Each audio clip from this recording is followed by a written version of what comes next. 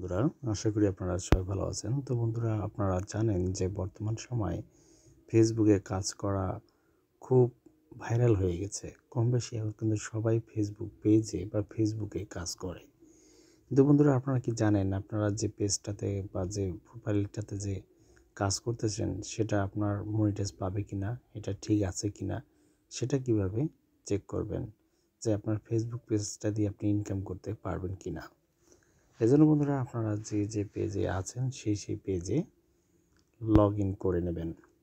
আমি দেখুন এই পেজটাতে পরীক্ষামূলক কাজ করতেছি, তাই দেখুন এই পেজটা আমি লগ ইন করলাম। দেখুন এটা হলো আমার পেজ, আপনারা চাইলে দেখে আসতে পারেন।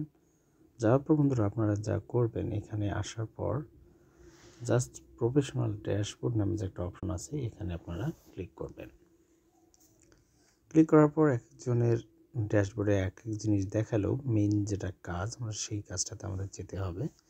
এখানে অনেক কিছু অপশন থাকবে। অপশন থাকার পর আমরা সি অলে চলে আসব। সি অলে আসার পর যখন আপনারা সি অল অপশনটা আসবেন, তখন আপনারা এখানে খেয়াল করবেন পেজ রিকমেন্ডেশন নামে যে অপশনটা, এটা কাজ করতেছে কিনা, এটাতে ক্লিক করবেন।